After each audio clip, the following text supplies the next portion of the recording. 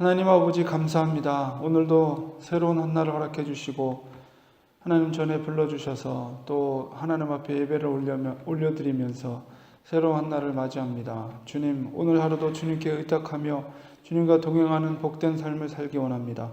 주님께서 우리 심령 가운데 항상 동행해 주시고 또 말씀해 주시고 또 하나님 주신 은혜 가운데 오늘 하루도 믿음 안에서 승리하는 복된 하루가 될 수 있도록 도와주시고 이 시간 하나님 앞에 올려드리는 예배 가운데 영광 받아 주시옵소서. 저희들의 기도와 간구를 들어주셔서 도우시는 하나님의 손길을 체험하는 귀한 저희들 될 수 있도록 은혜를 베풀어 주시옵소서. 예수님의 이름으로 기도드리옵나이다. 아멘. 하나님께서 구름 가운데 장막 위에 거하시며 그 속에서 직접 모세와 미리암과 아론에게 도전한 권위에 대해서 하나님께서 누구에게 그 권위를 인정해 주는가 분명하게 말씀하시므로 바로 모세에게 하나님께서 지도자로서의 역할, 중보자로서의 역할, 또 백성과 하나님 사이의 중재자로서의 역할을 하나님께서 모세에게 그 역할을 허락하셨음을 분명하게 말씀하시고 장막 위에서 구름이 이제 떠나갔습니다. 그리고 하나님께서 특별히 미리암이 그것을 우선적으로 도전했기 때문에 미리암에게 징벌로서 나병이 걸리게 되었습니다. 아론이 미리암을 보고 나병에 걸린 것을 보고 모세에게 말하기를 그 모세를 향해서 사실 육신적으로 보면은 동생이죠. 그럼에도 불구하고 이 모세를 향해 아론이 내 주여라고 이렇게 고백하고 있습니다. 내 주라고 모세를 향해 지칭한 것은 바로 하나님의 권위를 인정하는 호칭이라고 말할 수가 있죠. 그래서 자기들이 미리암과 자기가 모세를 향해 도전했던 그것이 하나님 앞에 범죄한 것을 인식하고 우리가 어리석은 일을 하여 죄를 지었다는 것을 고백합니다. 이것은 이제 진정한 회개의 단계죠. 그래서 자기들의 잘못을 솔직하게 인정하고 어리석은 죄를 지었다고 고백을 하면서 바로 미리암에게 난 그 나병으로 인해서 미리암이 죽지 않도록 그 병이 치유될 수 있도록 모세에게 간구를 하죠. 그래서 모세는 중재자로서 처음에 미리암과 아론이 모세에게 그런 권위를 도전했을 때 가만히 있다가도 이제 그 안타까운 마음으로 자기의 누이였던 미리암을 향해 중보 기도하는 것을 보게 됩니다. 13절에 모세가 여호와께 부르짖어 이르되 하나님이 원하건대 그를 고쳐주옵소서. 하나님 앞에 기도했을 때 하나님께서는 그의 생명은 걷어가지 않았지만 그러나 그가 모세의 권위에 도전한 그 죄에 대해서는 반드시 징벌을 하시고 계시는 것을 보게 됩니다. 그러니까 우리가 죄에 대해서는 어떤 형태로든 우리가 절대로 가까이 해서는 안 되고 우리가 죄를 지었을 때는 반드시 회개해야 되는데 그것에 대해서 반드시 하나님께서는 징벌을 하신다는 것을 우리가 기억해야 됩니다.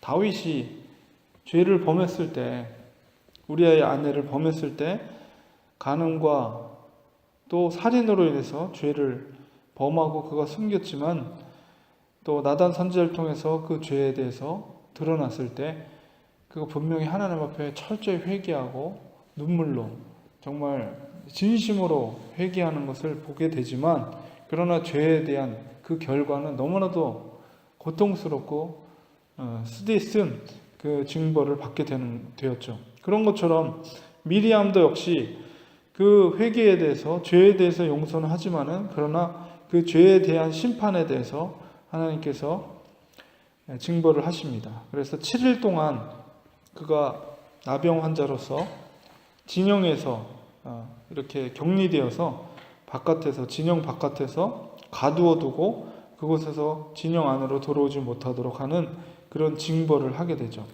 그래서 그 나병 환자로서 7일 동안 있으면서 그리고 진영으로부터 격리된 상태에서 있으면서 아마 미리암은 자기의 죄에 대해서 철저히 하나님 앞에 회개하는 시간을 가졌을 것입니다. 그리고 나서 백성들도 아마 그것을 다 보고 있었어요. 그러니까 이 중재자로서의 모세는 백성들이 원망할 때 그 원망을 듣고 그것을 감수해내야 되고, 또 이렇게 리더십을 권위를 도전받을 때도 그것을 감수해야 되는 그런 중간자로서의 막중한 책임과 또 그 자리가 얼마나 힘들고 어려웠겠어요. 그러나 그것을 감수해내면서 백성들과 또한 그 권위에 도전한 그 형제들을 위해서도 그들을 위해서 기도하는 자리에 묵묵히 그 자리를 감당하고 있었고, 그러면서 백성들이 도전한 미리암과 아론이 모세의 권위에 도전한 것을 백성들이 다 보고 있었죠. 그렇기 때문에 하나님께서 응답하시고 하나님께서 징벌하는 그 모든 과정을 백성들이 보고 있는 것입니다. 그리고 나서 혹시라도 그 동조했던 백성들의 마음이 이제 그들도 역시 동일하게 회개하는 마음을 가졌겠죠. 그리고 7일 동안 미리암이 격리된 상태에 있으면서 백성들도 그것을 다 지켜보고 있는 것입니다. 그리고 회복의 시간은 바로 7일 동안 격리한 상태에서 백성들이 더 이상 행진하지 않고 그 미리암이 회복되는 그 시간을 같이 감수하며 지켜보고 기다리고 있는 모습을 이제 15절에 기록이 되어 있습니다. 백성들은 그를 다시 들어오게 하기까지 행진하지 아니하였다. 바로 이것이 공동체의 회복이죠. 그러니까 미리암이 비록 잘못했고 모세에 대해서 권위에 도전한 것이 잘못인 것을 분명히 깨달았을 때 백성들도 그 미리암의 회복 또 아론의 회복을 위해서 그들이 공동체가 행진하지 않고 그의 치유를 위해서 기다리고 있는 성숙한 공동체의 모습을 보게 됩니다. 모세도 역시 기도하는 마음으로 그것을 기다렸고 모든 백성들도 그것을 기다리고 있었습니다. 그래서 7일이 이제 다 되었을 때 하나님은 그 병을 다 치유시키시고 공동체 안으로 다시 들어오게 하심으로 인해서 그 사건이 있었던 하세롯을 떠나서 바란 광야로 이제 백성들이 행진하게 되는 것을 보게 됩니다. 그래서 진정한 성숙한 공동체의 모습이 무엇인가? 공동체 안에 리더십, 하나님의 리더십에 대한 도전이 있을 때, 그리고 어떤 범죄가 있을 때 그것을 우리가 아예 그냥 내쳐버리고 그것을 정말 공동체 회복을 위해서 우리가 배려하지 않는 그런 공동체가 아니라 정말 힘들고 어려운 문제가 있을 때 품어주고 기다려주고 인내하고 그것을 받아줄 것을 이렇게 기다려주는 회복과 치유의 공동체, 그것이 성숙한 공동체라는 것을 우리가 이 사건을 통해서 우리가 보게 됩니다. 그래서 우리들도 항상 하나님 앞에 범죄한 사실이 교회 공동체 안에 그런 문제가 있을 때는 손가락질하고 지적하고 잘못했다 막 이렇게 나무래고 더 이상 그 사람을 다시 보지 않을 것처럼 그렇게 행동하는 것이 아니라 오래 참고 인내하고 그를 위해서 중보해주고 기도해주고 기다려주고 그리고 회복될 수 있도록 공동체가 성숙하게 그렇게 기다려주는 것 그리고 기도해주는 것, 이런 것이 또한 필요하다는 것을 우리가 깨닫게 됩니다. 그래서 그런 성숙한 모습, 그래서 그것을 통해서 결과가 어떻게 됐습니까? 결국은 분명한 공동체의 위계 질서를 하나님이 세워주셨죠. 그리고 그 속에서 무엇이 옳고 그른 잘못된 것인지를 분명하게 백성들이 깨닫게 하시고 그들이 한 마음으로 또한 그것을 회복해 함으로 또 가나안 땅으로 행진하는 데 있어서 분명한 그러한 공동체의 질서를 하나님이 세우시고 그들이 변화된 모습 가운데 다시 한번 그 가나안으로 향한 길을 온전한 모습으로 행하게 할 수 있도록 공동체를 회복해 하시는 그런 하나님의 인도하심을 보게 됩니다. 그러니까 문제가 있지만 그것을 회복함으로 인해서 공동체가 더 새롭게 되고 더 든든히 하나 되는 모습으로 회복되는 것을 보게 되는 것처럼 우리 교회라는 것도 역시 마찬가지예요. 그러한 성경적인 원리를 우리가 생각하면서 우리가 어떤 것이 성숙한 공동체의 모습인가, 어떤 것이 바른 모습인가, 이런 것들을 우리가 성경적인 원리로 우리가 배우고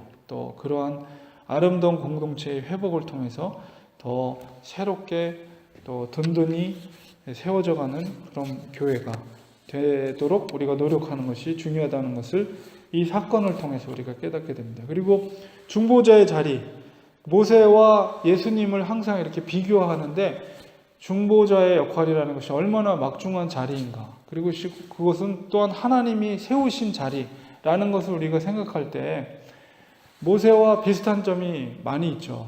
백성과 또한 하나님 사이의 중보자의 역할. 그러나 분명히 근본적으로 다른 것은 모세는 중보자로서의 그 하나님의 공동체의 종이라면, 하나님의 종이었다면 예수님은 하나님의 아들이었다는 것. 그리고 예수님은 바로 죽으심으로, 당신의 몸이 죽으심으로 백성들의 중보자 역할을 하고 또 그 죽으심을 통해서 더 이상 피 흘림의 제사가 필요하지 않는 바로 영원한 그 희생의 그리고 그 대속의 죽으심으로 인해서 완전한 중보자로서의 역할을 하신 분이 예수님이라는 사실을 모세와 예수님과의 비교 속에서 우리가 또한 다시 한번 깨달으면서 우리가 얼마나 큰 은혜를 받았는가. 이스라엘 백성보다도 그 중간에 모세라는 중보자가 있지만 그러나 우리는 예수 그리스도를 우리의 구주의 중보자로서 우리가 믿고 그분을 통해서 우리가